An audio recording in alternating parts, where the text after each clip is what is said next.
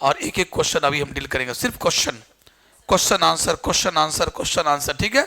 और आप क्लास में रट लीजिए, क्लास में रट लीजिए, ठीक है। और आपके पास इसका नोट्स भी अभी गया होगा जो आप पीडीएफ लिए होंगे। अरे सबके पास है ना इसका पचमा का, तो पचमा का वो निकाल कर रखिएगा और मैं भी निकालता हूं अभी जस्ट।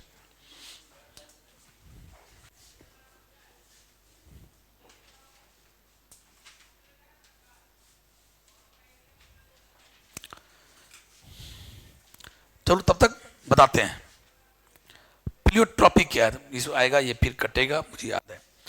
पहला है प्लियोट्रॉपी क्या है। प्लियोट्रॉपी, प्लियो मीन्स होता है मोर देन वन, प्लियो मीन्स होता है मोर देन वन, ट्रॉपी मीन्स होता है कैरेक्टर, ट्रॉपी मीन्स कैरेक्टर। जैसा कि मैंने आपको बताया था कि कैरेक्टर क्या है, ट्रेट क्या है। हमने बोला हाइट, तो हाइट कैरेक्टर का नाम है। फिर मैंने बोला इसका दो फॉर्म है, टॉल एंड ड्वार्फ, तो टॉल और ड्वार्फ हो गया ट्रेट और हाइट हो गया कैरेक्टर। मैंने बोला colour of flower, colour of flower, flower का colour, this is the character. फिर मैंने बोला कि पर्पल एंड व्हाइट, तो पर्पल और व्हाइट इस कलर का दो फॉर्म हो गया, ये हुआ ट्रेट, ठीक है ना। मैंने बोला शेप ऑफ सीड, शेप क्या हुआ, कैरेक्टर। मैंने बोला राउंड एंड रिंकल्ड, ये क्या हो गया, ट्रेट। बस, तो मैं कहना चाह रहा हूं, अब आपको मैंने सिर्फ ध्यान दिला दिया कैरेक्टर क्या है। देखो समझते थे इसमें होगा ये। प्लियोट्रॉपी क्या होता है, pleio more than one, tropy character. General rule क्या है, गॉड ने एक जीन को कहा, ए एक जीन तुम एक ही कैरेक्टर को कंट्रोल करोगे। आइए आइए, और कोई बाहर में है?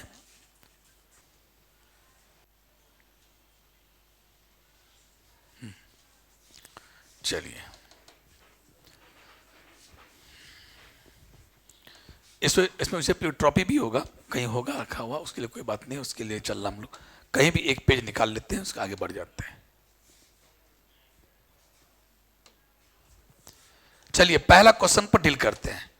पहला क्वेश्चन है प्लियोट्रॉपी।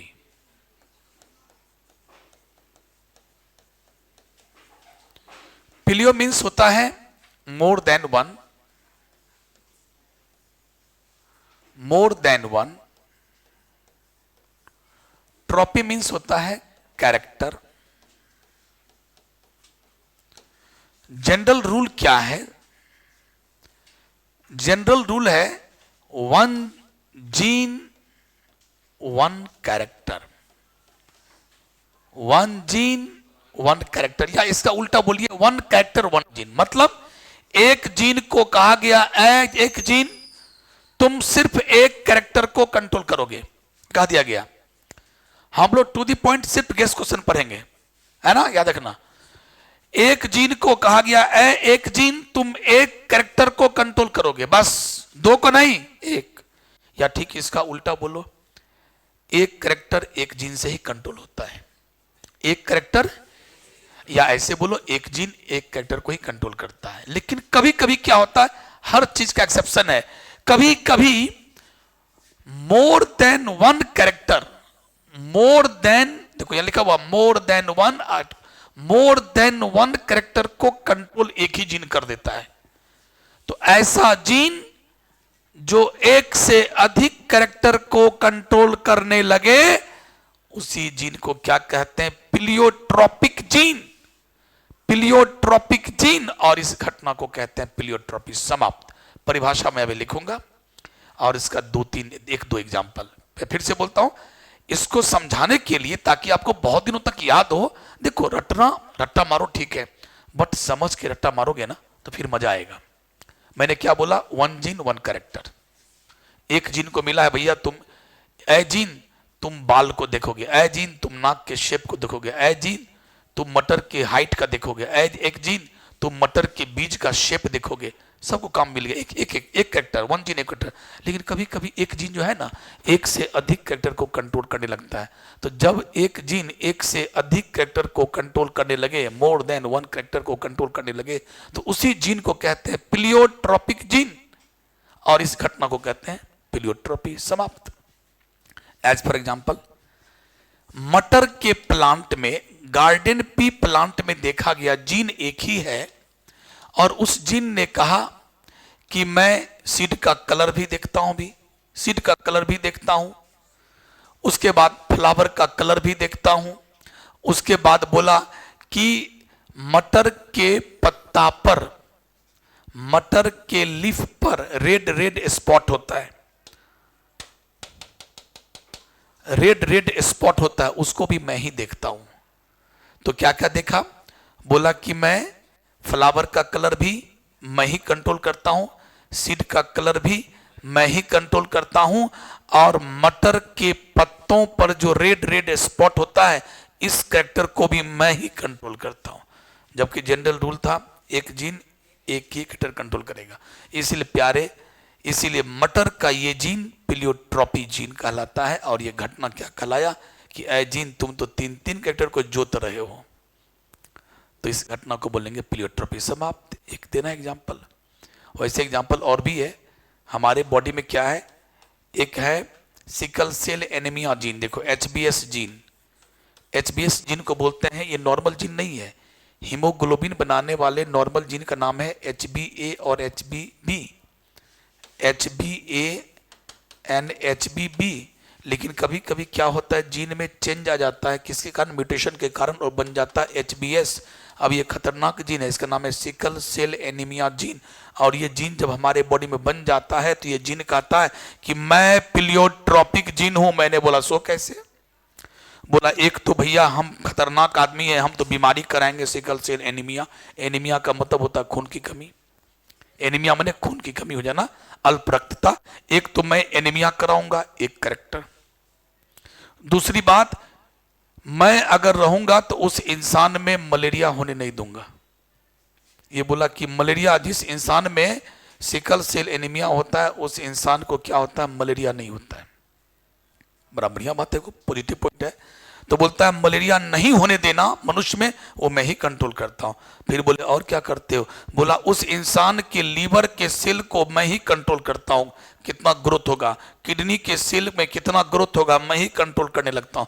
बोले अरे यार तेरे हाथ में बड़ा बहुत बागडोर आ गया।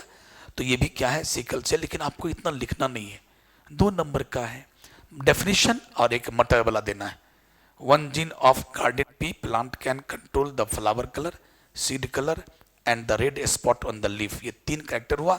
समाप्त। चलिए तो पहला चलो समाप्त हुआ, हो गया प्लियोट्रॉपी समाप्त। अब तुम कहोगे सर यो तनीज एक राज हाँ तन लिख के भेज थे, मजा आ गई थे सर। यो अंदर दिल के सर थोड़ी ये दिल बोलता होगा, वो जो लिख के भेज थे ना, तो समझो हमारे का बेरे पार छे, समझा देवे के लिए याद भइए गेले आ खाली अहाँ ली देते थे हे मोह मोह। अच्छा कोशिश करबो, चलो कोशिश करेंगे। क्या अभी छुट्टी होगी ना तुम तो चले जाओगे, हम 1 घंटा यूं ही खड़े रहेंगे और अभी ये लिख लिख करके कोशिश करेंगे, यही अच्छा रहेगा, तरोताजा रहेगा। नहीं जी, देखते हैं। चलो तो प्लियोट्रॉपी समाप्त हो गया ना। चलो अगला चलता हूं, अगला क्वेश्चन चलो। What is the chromosomal theory of inheritance? पहली बात मैं आपको बता दूं, यहां पर एक आप लोग कलम से टिक मारिए, एक ऑब्जेक्टिव भी आता है, यहां लिखो एक ऑब्जेक्टिव क्या आएगा। पहला दूसरा थ्योरी है क्रोमोसोमल थ्योरी ऑफ इनहेरिटेंस। क्या आएगा? एक ऑब्जेक्टिव बहुत फेमस है, क्रोमोसोमल थ्योरी ऑफ इनहेरिटेंस किसने दिया? Theory, chromosomal theory of inheritance किसने दिया? तो यहां पर मैं क्या कहना चाह रहा हूं, आप लिख लो बगल में, किस हिंदी में लिख लो ना, किसने दिया, या इंग्लिश में लिखो हु प्रपोज्ड। एक ऑब्जेक्टिव क्वेश्चन ऐसे लिखो हु प्रपोज्ड, हु प्रपोज्ड यानी किसने दिया इस थ्योरी को, किसने दिया। वैज्ञानिक का नाम पूछता है, यह क्या है? Objective question. ऐसे बगल में लिख दो और साइंटिस्ट का नाम भी लिख दो तुम लोग बगल में, सटन एंड बोवेरी। एकदम जबरदस्त क्वेश्चन, सटन एंड बोवेरी लिख दो बगल में, सटन एंड बोवेरी। आंसर भी लिखा दिए तुमको, बस लग ले। क्या क्वेश्चन पूछेगा? हु प्रपोज्ड मतलब क्रोमोसोमल थ्योरी ऑफ इनहेरिटेंस को किस साइंटिस्ट ने प्रपोज किया? प्रपोज मैंने दिया, ये ऑब्जेक्टिव क्वेश्चन आता है, आंसर सटन एंड बोवेरी, लिख लिया BOBER, एक ऑब्जेक्टिव क्वेश्चन तैयार हो गया। अब इसमें एग्जाम में क्या लिखना है, 5-6 लाइन, 5-6 लाइन। क्या सबसे पहला लाइन, जल्दी लिखिए, रेडी हो जाइए।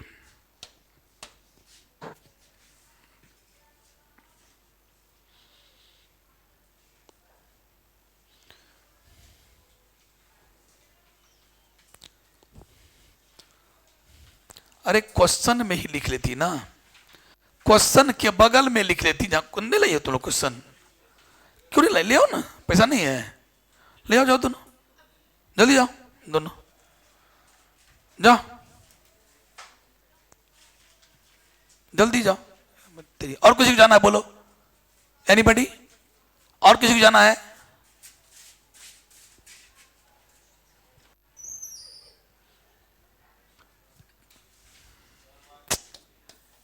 हद करता है, एक बार सिखा देते हैं जाने के लिए, तब जो है ये लोग ऐसा करता है।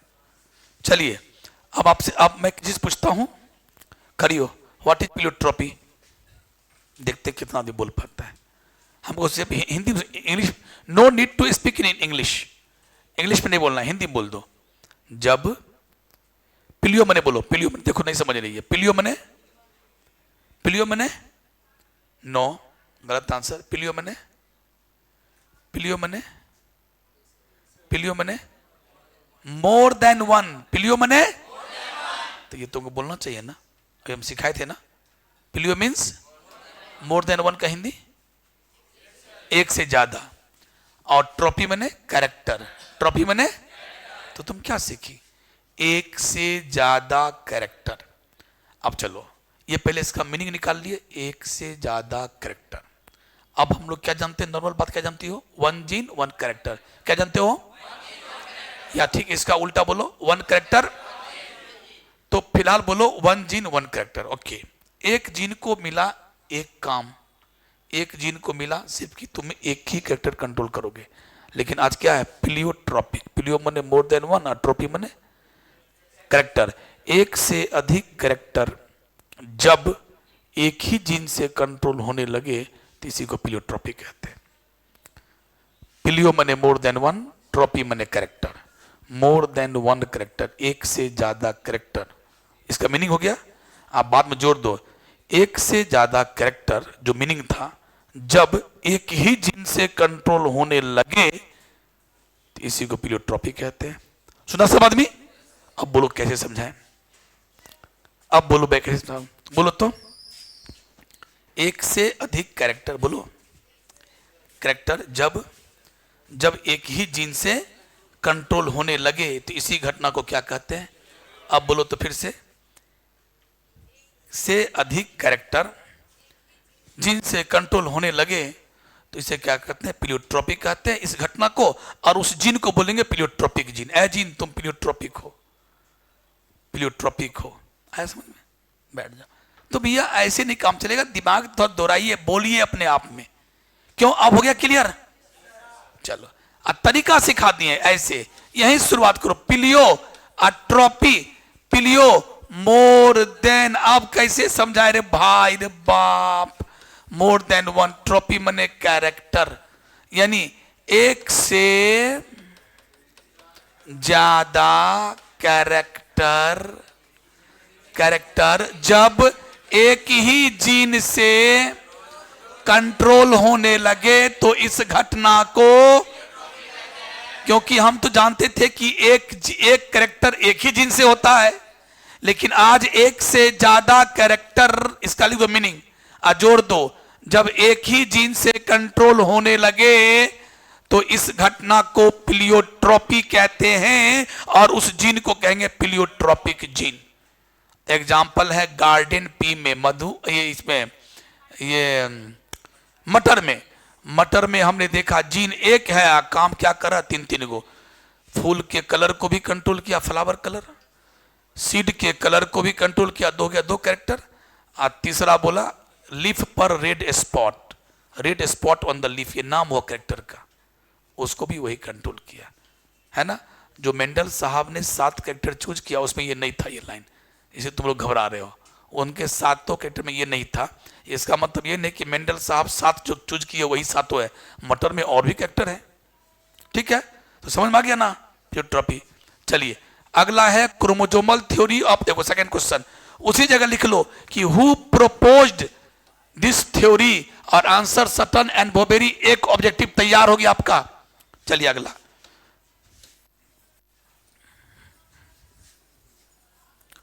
चलिए इसमें क्या लिखेंगे, शुरुआत क्या हुआ, आंसर का शुरुआत कैसे होगा, देखो chromosomal theory of inheritance was proposed by Sutton and Boveri but it was, अगला लाइन, लेकिन वो एक्सप्लेन नहीं कर सके थे, but it was explained by T.H. Morgan.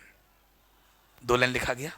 अब अगला, क्रोमोजोमल थ्योरी के साइलेंट फीचर्स इस प्रकार है, लिखेंगे salient features of chromosomal theory of inheritance. पहला लाइन लिखे सटन एंड बोबेरी ने दिया, but it is explained by T.H. Morgan. अगला लिखेंगे सैलिएंट फीचर्स ऑफ, सैलिएंट का मतलब अच्छा, वो साइलेंट नहीं है, साइलेंट वो साइलेंट है, सैलिएंट वो लिखा था salient features of genetic codon, salient features of DNA, ऐसे माने उसके बढ़िया गुण। Salient features of chromosomal theory of inheritance क्या होगा, लिखना पहला, दूसरा, तीसरा, चौथा, ऐसे करके लिखना। मैं जितना होता बोल देता हूं और मैं लिख के भेज दूंगा तो आपको टक याद हो जाएगा। इनका कहना था कि गैमिट जो है वो ब्रिज का काम करता है 2 जनरेशन के बीच में। Gamete acts as bridge between 2 generation. मतलब सर ने समझे, जैसे मान लो बाबूजी मम्मी जी और उसके बाद हम लोग आए, तो वो उनके और मेरे दोनों जनरेशन के बीच में एक कड़ी है, एक था गैमिट। आज गैमिट नहीं होता मां बाबूजी का तो हम नहीं पैदा होते। तो मां बाबूजी और हम में बीच का जो ब्रिज है वो कौन है, गैमिट है। तो इसमें लिखना है पहला line, gamete is the bridge between 2 generation. कोई दिक्कत। अगला, अब 2 गैमिट आया, एक मेल और एक फीमेल। मेल से आया स्पर्म, फीमेल से आया ओवम, दोनों मिला तो जायगोट, और उसी जायगोट में माइटोसिस हुआ तो आज हम बने हैं। पहले हम लोग कभी क्या थे, मां के गर्भ में एक सेल के थे और हम लोग का नाम था जायगोट। जायगोट कैसे बना था, स्पर्म और ओवम के मिलने से बना था। तो जायगोट कितना, 1 सेल का था। और जब उसी 1 सेल में डिवाइड हुआ 1 से 2, फिर 2 से 4, फिर 4 से 8, 16, 32, 64 करते हम लोग बन गए एक बउआ। पहले इम्ब्रियो बने, इम्ब्रियो से बन गए फीटस, और फिर हम लोग का ग्रोथ हुआ, फिर जन्म लिए। तो माय डियर, हमारे बॉडी का हर सेल जायगोट जैसा ही है। अब सुनो अगला लाइन। तो पहला लाइन की gamete acts as bridge between 2 generation. अगला, इच गैमिट ब्रैकेट में male and female, each gamete contributes equally in the zygote, या जो भी बच्चा बना उस बच्चा के हमारे बनने में आधा कंट्रीब्यूशन ओवम का है और आधा कंट्रीब्यूशन स्पर्म का है, क्योंकि स्पर्म ने भी दिया 23 क्रोमोसोम और ओवम ने भी दिया 23 क्रोमोसोम। बस यही लिखना है, etch gamete contribute equally in the formation of zygote या लिविंग बींग्स। जो बच्चे बन रहे हैं उसमें आधा कंट्रीब्यूशन उसका है तो आधा, ये जो कहेगा कि मेरा ज्यादा है सोच सब नहीं। अगला, अब तुमने ये देखा, अब तुम याद करो रिप्रोडक्शन चैप्टर को, जब ओवम के पास स्पर्म आता है तो स्पर्म अपना सर घुसाया अंदर, और सर घुसाने के बाद क्या दे देता है, मोटा मोटी बता रहा हूं, अपना क्या दिया, न्यूक्लियस। क्या दे दिया, और कुछ भी नहीं दिया, ना अपना प्लाज्मा मेम्ब्रेन दिया, ना अपना कुछ, बोले ना कुछ भी नहीं दिया, और सीधे ये खत्म हो जाता है। वैसे एक सेंट्रियोल देता है वो अलग बात है, मैंने मोटा मोटी कह रहे हैं। क्या दिया, न्यूक्लियस दिया, और स्पर्म मर जाता है। कुछ नहीं दिया, बस ये देख मर जाता है। और ये ओवम है, ये ओवम है, ये ओवम का साइटोप्लाज्म है, और ये ओवम का न्यूक्लियस है। इसमें कितने क्रोमोसोम, 23। और ये देख करके स्पर्म मर गया। स्पर्म सिर्फ न्यूक्लियस देख के मर गया, और उसके बाद जब ये दोनों सटा, इसका न्यूक्लियस, इसको बोलते हैं फ्यूजन ऑफ न्यूक्लियस, तब क्या बना, ये एन और ये एन यानी 23 और 23 दोनों सटा तो बन गया न्यूक्लियस, बड़का न्यूक्लियस, और नाम हो गया 2n यानी 46 क्रोमोसोम। और उसके बाद हमने क्या देखा कि जब जायगोट से बौआ बना, जब जायगोट से बौआ बना तो मैं देख रहा हूं मां वाला गुण तो है ही बौआ में, एकदम पापा वाला चेहरा भी सब मिल रहा है। तब हम कहे अरे यार पापा वाला चेहरा कैसे मिल गया, एकदम बच्चा को देखेगा कोई कहे अरे आप शशि बाबू का लड़का है, कैसे समझ गए, अरे क्या कहे तेरा चेहरा पूरा मिलता है। तब हम साइंटिस्ट सोचा यार बाबूजी तो खाली स्पर्म दिए थे और स्पर्म का माथे का क्या टूट के आया था, सिर्फ न्यूक्लियस आया टूट करके, और तो कुछ दिया नहीं ना, साइटोप्लाज्म कुछ नहीं, तो फिर बाबू का शकल सूरत कैसे मिल गया, इसका मतलब कुछ तो बात है, कुछ तो बात है। जो स्पर्म ने न्यूक्लियस दिया उस न्यूक्लियस में हम लोग सब जानते हैं कि न्यूक्लियस में क्रोमोसोम होता है, ये हम जानते हैं पहले से। न्यूक्लियस में क्या होता है, इसका मतलब है कुछ तो बात है दया, कुछ तो बात है। सीआईडी मिलता है, सीआईडी में टीवी में लगता है कि इस न्यूक्लियस के अंदर जो क्रोमोसोम बैठा है स्पर्म के, यही स्पर्म, ये हुआ स्पर्म, ये स्पर्म हुआ, स्पर्म के अंदर जो न्यूक्लियस था जो यहां आया, और स्पर्म के अंदर क्रोमोसोम होता है हम जानते हैं, और क्रोमोसोम के अंदर पक्का जेनेटिक मटेरियल था। जेनेटिक मटेरियल मतलब क्या, हेरिडिटी मटेरियल।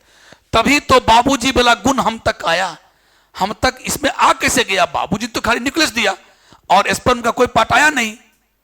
तो इसका मतलब है कि स्पर्म के न्यूक्लियस में क्या था, क्रोमोसोम था, और क्रोमोसोम के अंदर में क्या था, जेनेटिक। इसका मतलब अगला लाइन लिखेंगे कि nucleus contents chromosome and chromosome contents the heredity material, मतलब जीन, यानी क्रोमोसोम के अंदर कुछ और नहीं जीन है, और यही जीन माँ बाबूजी के कैरेक्टर को हम तक पहुंचा दिया। बढ़ना बड़ा कैसे हुआ, हमको तो लगा कि हम तो मम्मी के ओभम से बने हैं, ये तो सेल मम्मी का है, ओभम का है, इसमें तो पापा का खाली क्या आया, सिर्फ न्यूक्लियस आया और उसी में चेहरा मिल गया। इसका मतलब कुछ तो बात है दया। बात ये था कि जो न्यूक्लियस आया उसमें क्रोमोसोम था, ये तो जानते थे। इसका मतलब क्रोमोसोम में कुछ था, वो था क्या, वो हेरिडिटी मटेरियल था, वो जीन था जो तब। इसका मतलब है क्रोमोसोम क्या है, chromosome is the auto of, auto माने गाड़ी, chromosome is the carrier of gene. Chromosome कुछ और नहीं बल्कि जीन को कैरी करता है। क्रोमोसोम किसको कैरी करता है, जानकारी मिली, वही सारी बातें। क्रोमोसोमल थ्योरी ऑफ इनहेरिटेंस नाम लगाओ। इनहेरिटेंस माने माता पिता से बच्चों में गुणों का जाना, उसमें क्रोमोसोमल थ्योरी का क्या कहना है।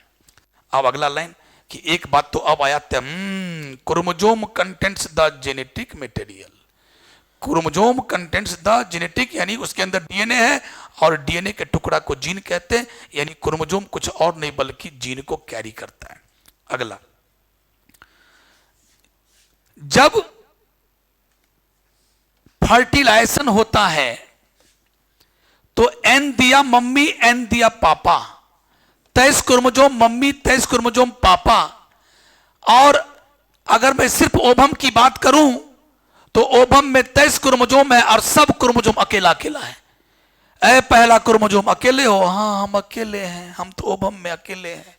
ऐ दूसरा अकेले, हाँ अकेले हैं। ऐ तीसरा अकेले हो, हाँ तीसरा अकेले हैं। फिर मैंने पूछा स्पर्म से, स्पर्म के न्यूक्लियस में, ऐ क्रोमोसोम अकेला पहला, तुम अकेले हो, हाँ।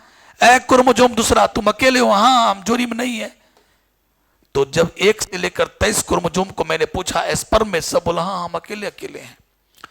और ओवम में मैंने पूछा 23 क्रोमोसोम को, तुम लोग अकेले अकेले, हाँ अकेला अकेला है। और जिस दिन दोनों मिल जाता है जायगोट बन जाता है, जायगोट में 23 23 46 आ गया। अब क्या पता है, सारा क्रोमोसोम जोड़ी में आ गया, मम्मी का पहला पापा का पहला, मम्मी का दूसरा पहला का दूसरा, है ना, यानी क्रोमोसोम क्या आ गया, जोड़ी में। तो मेरा क्वेश्चन है कि जब तक गैमीट है तब तक क्रोमोसोम जोड़ी में, सबका एक एक टाइप है, पहला का एक एक टाइप है, पहला दूसरा का एक एक टाइप है, किसमें, ओवम में, स्पर्म में भी। और जब सटा तो 21 23 मम्मी वाला 23 पापा, सब एक के साथ आ गया और सब अब जोड़ी में आ गया। अरे पहला तुम कितना हो रे, जायगोट में पूछ रहे हैं, अरे पहला क्रोमोसोम तुम अकेले हो, नहीं सर दूगो भ गलिए, फर्टिलाइजेशन भ गए ना, एस्पर्मो बोला एले 23 गो से लिए यो हम पहला रहे तो हम पहला रहे, ओभम में रहे दूसरा तो हम दूसरा रहे, अब हमें जोड़ी जोड़ी में भोग लिए। एक का मतलब हुआ कि after fertilisation chromosomes comes in pair, यानी पेयर्ड हो जाता है। अगला, जब क्रोमोजोम पेयर में हो गया तो एलील भी पेयर में हो जाता है। क्यों? एलील का परिभाषा क्या होता है, अब उतना तो हम डीपली नहीं समझाएंगे, थोड़ा सा कि होमोलोगस क्रोमोजोम के सेम लोकाई पर पाए जाने वाले जीन को क्या कहते हैं, एलील। मैं ज्यादा नहीं बोल पाऊंगा, फिर से बोल रहा हूं, ये दोनों होमोलोगस क्रोमोजोम है, इसको बोलते हैं लोकाई। लोकाई क्या होता है, सुन लो, LOCI, लोकाई माने होता है जगह, और इसका सिंगुलर होता है लोकस। लोकस माने जगह।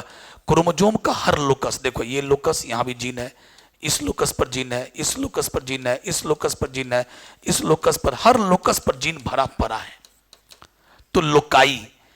तो इस होमोलोगस क्रोमोजोम है एक और एक, यहां से 3 सेंटीमीटर की ऊंचाई पर ये लोकस, यहां की 3 सेंटीमीटर की ऊंचाई पर ये लोकस, दोनों लोकस पर बैठा हुआ जीन, चाहे जो भी जीन हो, इस जीन ने कहा ए जीन, इसने कहा ए जीन, तुम हम एलील हैं। ये दोनों जीन को आज के बाद लोग कहेगा एलील। एलील क्या है, एक ही जीन का अलग अलग फॉर्म है। जैसे ये मान लो ये एक है तो ये क्या, ये मम्मी भेजी तो पापा भेजे, इसमें कैपिटल टी है, मम्मी भेजी स्मॉल टी, और ये टी और टी क्या है, बोला ए टी, तुम एक ही जीन के दो रूप हो। कौन जीन, तो हाइट वाला जीन के तुम दोनों रूप हो। और अगर यहां चलो ये लोकस, ये लोकस, अब देखो ये और ये सेम नहीं है, ये डिफरेंट लोकाई है, इस जीन का कुछ और काम होगा, इस जीन का कुछ को, और ये जीन दोनों एलील नहीं है, ये दोनों नॉन एलील है। ये एलील है, देखो इसका एलील यहां है, इसका एलील यहां है, इसका एलील यहां है, इसका एलील यहां है, ये दोनों सेम लोकस जगह। तो होमोलोगस क्रोमोजोम के सेम लोकस पर पाए जाने वाले जीन को एलील कहते हैं। और एलील क्या होता है, एलील होता है एक ही क्रोमोजोम के डिफरेंट फॉर्म को एलील कहते हैं। उसमें एक होता है रिसेसिव और एक होता है डोमिनेंट। जैसे मैंने बोला कि कैरेक्टर का 2 हुआ, एक मिनट, कहां से कहां चले गए, देखो मैंने बोला कि हाइट वाला जीन, हाइट वाला जीन, जी सरकार, तुम्हारा 2 रूप है, एक ये और एक ये, तुम डोमिनेंट हो और तुम रिसेसिव एलील हो। काम क्या है, हाइट कंट्रोल करना, काम क्या है, हाइट कंट्रोल करना। अब उस पर हाइट में कोई लंबू बना देगा, कोई नाटू बना देगा, अलग चीज है, लेकिन हाइट कंट्रोल करना काम है। हाइट वाला जीन हो, लेकिन एक का नाम है डोमिनेंट, इसका नाम है रिसेसिव। और तुम जानते हो कि ऐसा ऐसा आएगा तो टॉल होगा, ऐसा ऐसा आएगा तो टॉल होगा, और ऐसा ऐसा आएगा तो ड्वार्फ। यानी कहने का मतलब क्या, मम्मी कैपिटल टी भेजी है, पापा स्मॉल टी भेजे हैं, तो जोड़ी ऐसा बना, ये बच्चा टॉल होगा। अब चलो, संजोग से मम्मी जो भेजी थी उसमें स्मॉल टी था और पापा वाला के सेम लोकस पर स्मॉल टी था, ये बच्चा नाटा हो गया। अब चलो, पापा जो भेजे थे, मान लो ये पहला क्रोमोजोम है, इस लोकस पर हाइट वाला जीन है, और जब हम मिलाए तो दोनों कैपिटल टी आ गया, तो ये हो गया कैपिटल टी जोड़ी, बच्चा कैसा हो गया, टॉल हो गया। मेरे कहने का मतलब क्या हुआ, इसको कहते हैं एलील। एलील एलील एलील, यहां है कैपिटल W, कैपिटल W तो स्मॉल w, कोई जो नहीं, ऐसा ही होगा, ऐसा भी होगा, कैपिटल W स्मॉल w ऐसे, लेकिन W होगा तो यहीं पर होगा। SS, चाहे वो कैपिटल S स्मॉल s हो या कैपिटल S, लेकिन SS यहीं होगा, PP यहीं होगा, यानी इसको बोलते हैं एलील। होमोलोगस क्रोमोजोम के सेम लोकस पर बैठा हुआ जीन को आपस में एलील कहते हैं। और एलील जो होता है एक ही तरह का काम करता है, मतलब एक ही तरह के कैरेक्टर से जुड़ा हो रहता है। तो मेरे प्यारे बच्चों, एलील 2 तरह का था, एक एलील कैसा है, डोमिनेंट, और एक रिसेसिव। भाई थोड़ा सा कॉम्प्रोमाइज करो कुछ चीजों में, क्योंकि अब बहुत उतना वक्त नहीं है कि बैठ करके मैं इसको समझाता रहूं। थोड़ा कॉम्प्रोमाइज करो कि एक जीन के 2 एलील होते हैं, और एलील कहां बैठा होता है, होमोलोगस क्रोमोजोम के एलील। अब मैंने क्या कहा कि जब जब क्रोमोजोम जोड़ी में आएगा, ये जायगोट है, जोड़ी में आ गया, तो जैसे क्रोमोजोम जोड़ी में आया तो एलील ने कहा हा हा हा, हम भी जोड़ी में आ गए। कल तक क्या था, ये स्पर्म है, ये ओवम है, ये इसमें था, स्मॉल टी। बोला यार अकेले हो, हाँ अकेले हैं, और ये इसमें था, हाँ हम अकेले हैं जोड़ी में। क्रोमोजोम से पहले पूछे, ए क्रोमोजोम अकेले हो? पहला हाँ। एक पहला अकेले हो? हाँ गैमीट। ए एलील अकेले हो? हाँ अकेले नहीं रहेंगे। ए एलील अकेले हो? हाँ जोड़ी में नहीं है। जब सट गया जायगोट बन गया, फर्टिलाइजेशन हो गया। तो मैंने बोला एक क्रोमोजोम जोड़ी में आ गया। हाँ हम जोड़ी में आ गए। तब एलील, तो सोच लो क्रोमोजोम जोड़ी में आ गया तो एलील जोड़ी में आ गया। चाहे एलील ऐसा हो, चाहे एलील ऐसा हो और चाहे एलील हो, ये जोड़ी हुआ, ये जोड़ी हुआ, ये जोड़ी हुआ। तो कहने का मतलब इसको बोलते हैं पैरेललिज्म। क्रोमोजोम जोड़ी में आया फर्टिलाइजेशन के बाद तो एलील जोड़ी में आ गया।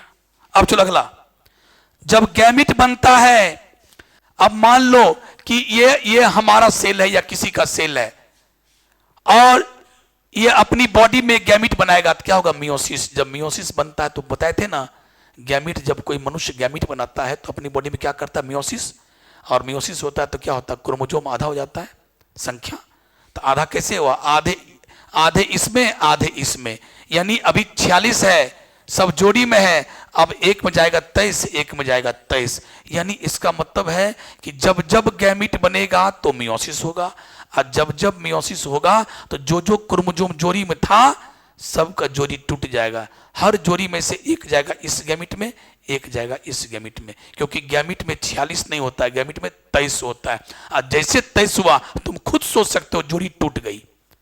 अगर याद नहीं भी हो रहा है तो कोई बात नहीं है, सीधे बोलो कि मनुष्य गैमिट बनाता है, गैमिट बनाता है तो मियोसिस होगा, मियोसिस बनेगा तो क्रोमोजोम की संख्या हाफ हो जाता है, जो भी जोड़ी में था जोड़ी सबका टूट गया। तो जब क्रोमोजोम की जोड़ी टूट गई, ईर घाट और वीर घाट, एक इस स्पर्म में एक इस स्पर्म में गया, इसका मतलब है कि जो एलील की जोड़ी थी वो भी टूट गई।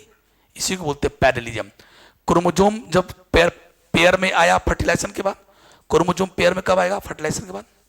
तो क्रोमोजोम पेयर में आया तो एलील पेयर में आ गया। और क्रोमोजोम अलग अलग कब हुआ? तो गैमीट बनने वक्त मियोसिस होता है, मियोसिस। तो क्रोमोजोम बनने वक्त मियोसिस हुआ, अलग अलग हुआ तो एलील भी अलग अलग हो गया। तो इसको बोलते हैं पैरेललिज्म। ये सारा किसका था? यही था क्रोमोजोमल थ्योरी ऑफ इनहेरिटेंस। बात बना के लिखोगे, when chromosomes comes in pair after fertilisation then alleles will also come in pair. अगला line, when chromosomes will segregate, मतलब अलग होगा during gamete formation during meiosis, then alleles will also segregate, वो भी अलग हो गया। दो बस साथ साथ जा रहे हैं, दोनों बस धीरे धीरे जा रहा है, दो बस, इसमें तुम बैठे हो या तुम बैठे, दोनों एलील हो, और दोनों बस साथ साथ जा रहा है, दोनों एलील है। अगर मान लो ये बस चला गया वहां के बाद एक दिल्ली की तरफ आएगो मद्रास की तरफ, दोनों अलग अलग हो गए। तो जब बस अलग अलग हो गया तो दोनों सवारी भी अलग अलग हो गए। कल तक क्या था, आधा घंटा पहले दोनों साथ साथ चल रहा था, धीरे धीरे रोड पर, दोनों मस्ती में बात कर रहा है, इतना दोनों पैरेलल चल रहा था। तो दोनों पेयर में है, बढ़िया से पेयरिंग हो गया, बात कर रहा। जैसे बस हटा, बस दूर दूर हुआ, बस सेग्रीगेट हुआ, अलग हुआ, तो पैसेंजर भी अलग अलग हो गया। चूंकि क्रोमोजोम क्या है? बस, और एलील पैसा, वो एलील क्या है? सवारी। तो जब क्रोमोजोम, जब वही दोनों बस फिर संजोग से मान लो कुछ दूर चलने के बाद फिर आ गया रोड पर, अरे दोनों बस एक साथ आ गए, हाँ हम दोनों फिर हो गए, हाँ डार्लिंग कैसी हो, हटी। तो क्रोमोजोम पेयर में तो एलील पेयर में, क्रोमोजोम हट गया तो एलील हट गया। इसको बोलते हैं पैरेललिज्म। यही है क्रोमोजोमल थ्योरी ऑफ इनहेरिटेंस। इसको बात लिखना है, जो 3 लाइन बोल दिए थे, 2 लाइन, 5 लाइन में काम समाप्त, 5 लाइन में काम समाप्त। सर यो गोर लगे छी, हाँ लिख के भेजिए देव, गोर लगे छी, ठीक। अगला चलो, right about multiple allelism and suitable example. ये तो महाझकास क्वेश्चन है। एक होता है ना VBI, एक होता है महा-VBI, ये सब है महा-VBI। कौन? तीसरा सवाल देखो, मल्टीपल कहता है राइट अबाउट मल्टीपल। अच्छा, इसका मीनिंग भी समझा करो एग्जाम में, जो क्वेश्चन आता है तो write about multiple allelism and suitable with suitable examples. Suitable example दे करके मल्टीपल एलिज्म के बारे में कुछ लिखिए। 2 नंबर का लिखना है तो कम में लिखना है ना। तो अब क्या तो बताता हूं, मल्टीपल एलिज्म क्या होता है वो बताता हूं। क्या रेडी है सब आदमी? आपने अब तक देखा कि हर जीन का 2 रूप था। Gene for height capital T small t, gene for height, height का जीन का 2 रूप यानी 2 एलील, एक रिसेसिव एलील, एक डोमिनेंट एलील। फिर मैंने बोला gene for shape, gene for shape, मटर के बीज के शेप के लिए क्या है, जीन एक है, एलील दो है, कैपिटल आर स्मॉल आर। फिर मैंने बोला सीड के कलर,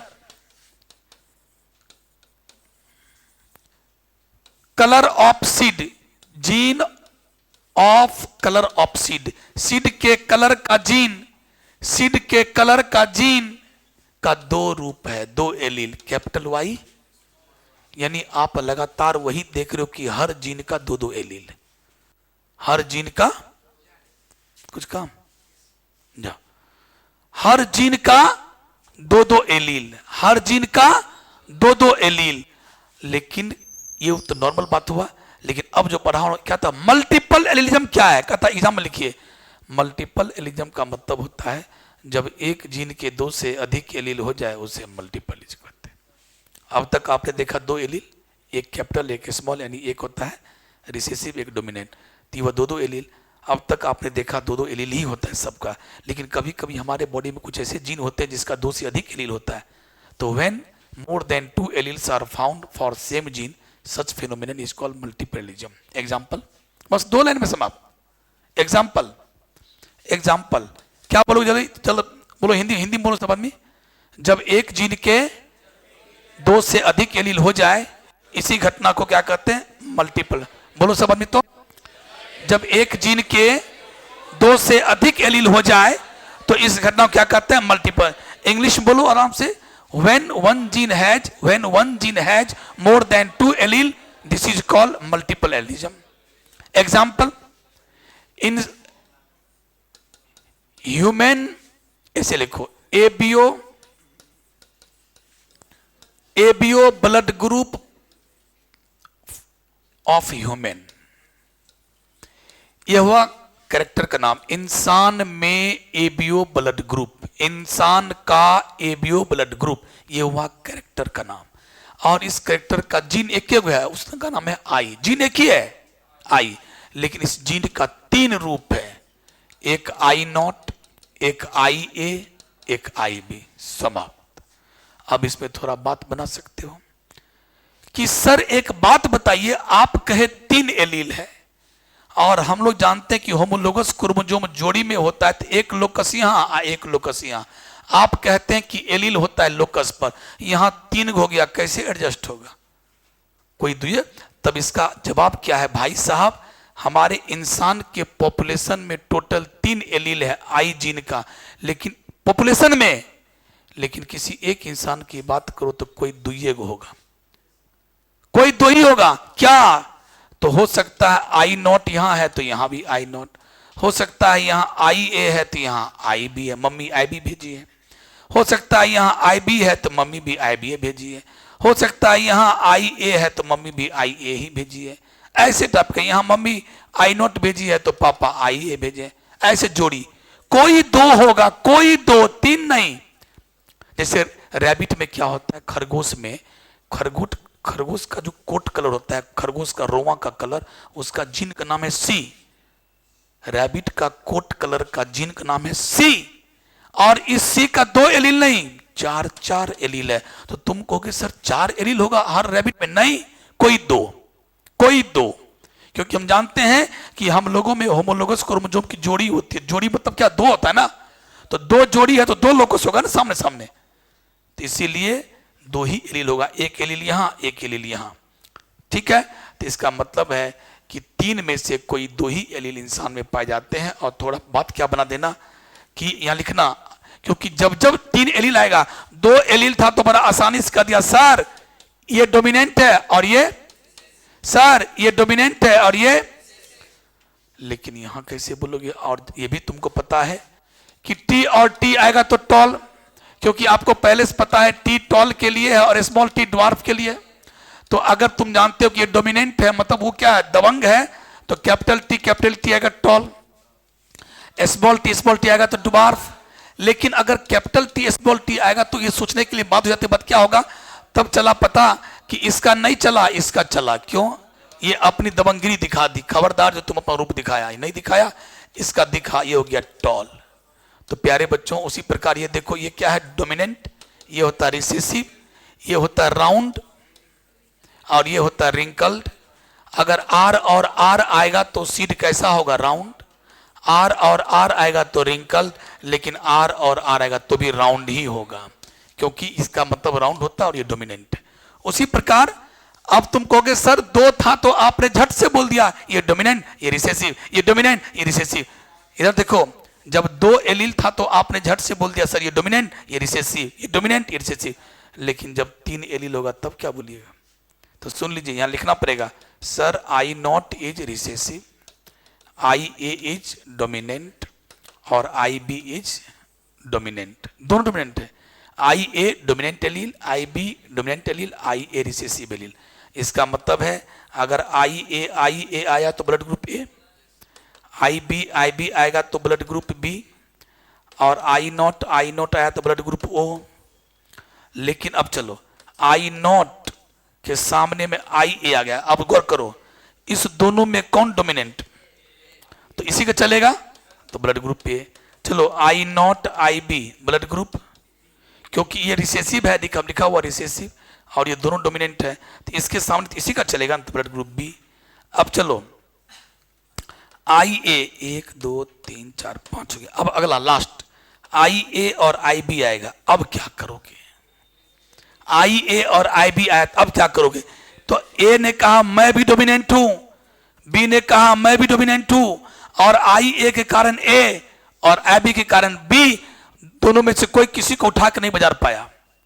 तो बोला कि मेरा भी गुण दिखेगा, ये कहा मेरा भी गुण दिखेगा। नतीजा हो गया ए बी। नतीजा क्या हो गया? और इस इंसान का ब्लड ग्रुप क्या? A B. यानी दोनों ने डोमिनेंसी दिखाई, दोनों ने डोमिनेंसी दिखाई। और जब दोनों डोमिनेंसी दिखाता है तो इस घटना को बोलते को डोमिनेंस। क्या कहते हैं? को माने साथ साथ। जनरली ऐसा हम लोग कभी देखे नहीं थे, कोई एक डोमिनेंट होता है ना। लेकिन आज देख रहे हैं कि ए भी डोमिनेंट, बी भी, तो ए बी ब्लड ग्रुप, इसको बोलते हैं को। बस यहीं पर बात समाप्त। कैसे कैसे करोगे? चलो मैं समराइज करता हूं। मल्टीपल एलिज्म कैसे लिखोगे? कैसे लिखोगे? when one gene has more than 2 allele then it is called multiple allism। कोई दिक्कत? उसके बाद एग्जांपल में gene for ABO blood group in human, इंसान में एबीओ ब्लड ग्रुप का जीन का नाम आई है, और यह मल्टीपल एलिज्म शो करता है। इसके 3 एलील है, I naught I A I B, I naught recessive dominant, और लिख देना आई ए आएगा तो ये, आई बी आएगा तो बी, आई नॉट तो ओ, आई नॉट तो ए, ऐसे करके और समाप्त। अब इस क्वेश्चन से आपको एक क्वेश्चन का और जवाब मिल गया, कोड डोमिनेंस बन गया, कोड डोमिनेंस का जवाब मिल गया। अगला क्वेश्चन है डिफाइन कोड डोमिनेंस और इनकम्प्लीट डोमिनेंस। क्या 2 मिनट और पढ़ सकता हूं? 2 मिनट और कि छोड़ दें? 2 मिनट और, 2 मिनट और, ताकि किसी क्लास में नहीं छूटे। 2 मिनट और देखो, अभी मैं पढ़ा रहा हूं और सुनो। इस दोनों में चौथा क्वेश्चन में डिफाइंड कोड डोमिनेंस और इनकम्प्लीट डोमिनेंस, अगर ऐसा ही क्वेश्चन आता है जैसा हम लिखे हैं तो बस खाली परिभाषा देके छोड़ देना है। उसका भी इसका भी हो गया 2 नंबर।